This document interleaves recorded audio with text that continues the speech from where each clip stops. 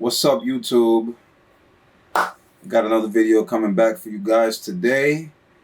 This one is going to be called Why is Web Development Worth It in 2022 and Beyond?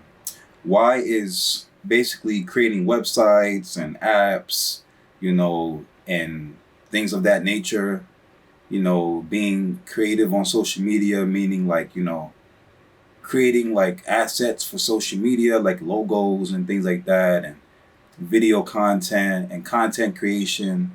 Why is that all worth it in 2022 and beyond, right?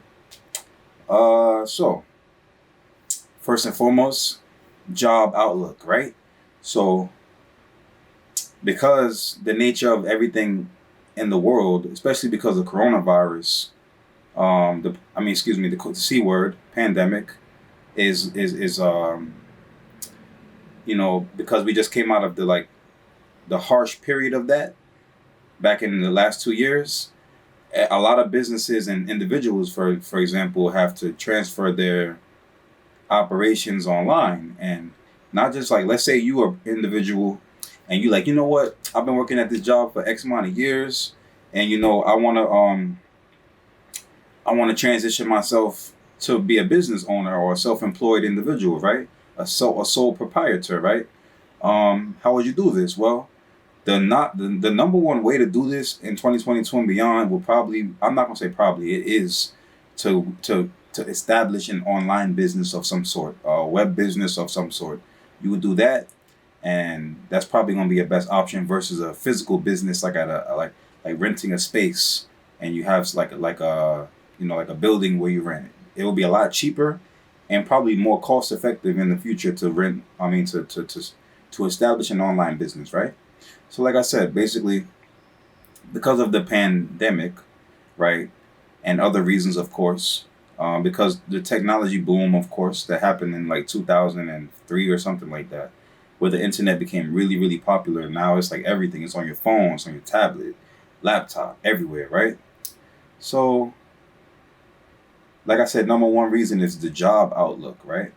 And then a part of number one is the fact that individuals and businesses will be using the web online like a lot these days.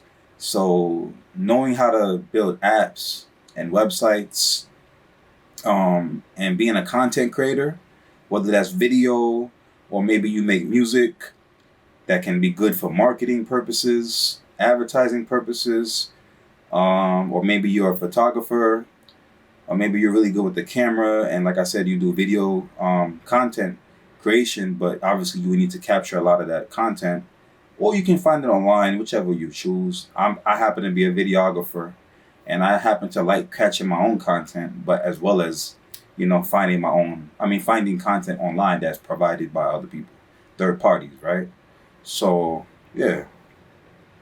So I would definitely say for those reasons, like job outlook, maybe you want to transition out of a job and you want to become your own business owner, your own self-employed individual, and pretty much those reasons right there.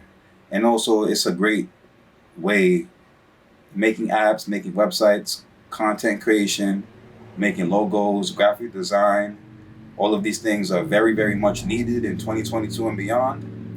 And I would highly say that any person that is serious about their own destiny, as far as maybe in a business for yourself, or seeking out jobs that are not the traditional job, like blue collar jobs, and even most white collar jobs, creating apps, websites, social media assets, video content, content creation, photographic content, artistic content. All of these things are very important in 2022 and beyond. And because you'll learn, if you were to go this route and learn how to create web apps and online websites and social media assets and things of that nature. If you do become your own business owner, or let's say you go to work in the web development industry, or you work as a freelancer, which is basically a self-employed web development individual, having these skills will really help you because you'll be able to like have more control over like the whole operation basically. So that's number one. And number two, of course, I already kind of talked about it, but you can become a self-employed freelancer. Basically, it's just a fancy word, a fancy way of saying you can work for yourself and find your own clients. You can consult businesses and individuals, kind of like I was saying in number one, but that's kind of a job. This is more of a business. So you have two coins of the same coin, basically. Two sides to the same coin. So web development, web design, all of that is basically meshed into the same bracket, basically the same category, right? So number three, the more you gain mastery over the web technologies that you learn, that you have chosen, because you can choose. You don't have to just choose what everybody else chose. Choose the one that you feel is going to be best acclimated to your professional goals, right? And you can, once you choose that, you'll have more control over whether or not you want to branch out, like I said in number two, when you work as a self-employed freelancer and find your own clients, your own business, your own customers, blah, blah, blah, blah, blah. Or you can work for an employer in a job like number one, where it's the job outlook, right? So you have more control the more you learn these things. You don't just have to take most positions that are just open first and foremost to the public, the people with like not, that don't have web design or web development skills, that just probably would be like a social media manager or like a product manager. And not that there's anything wrong with those positions, but I think because everything is largely becoming programmed around us, like our phones, even the microwaves we have, and our computers are programmed, TV programs, the apps we use, it's like if I go to Spain, right?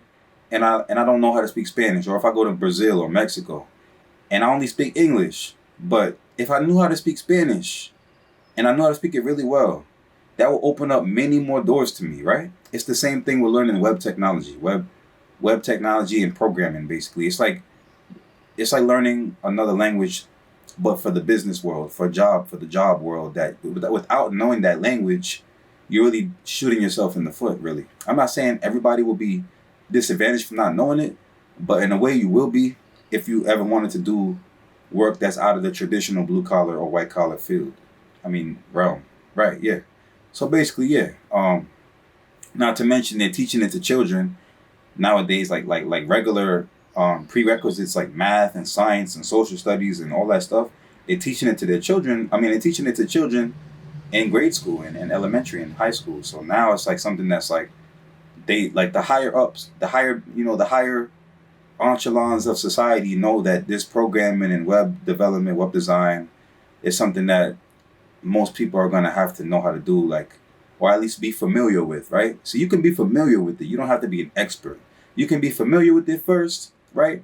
And then you can decide, hey, you know what? I actually want to become more professional in this. I want to become more versed, more skilled, and more familiar with this stuff because it's around us. And I mean, it lets you understand everything that we have around us that, you know, you could potentially tap into for more money or for more what's the word?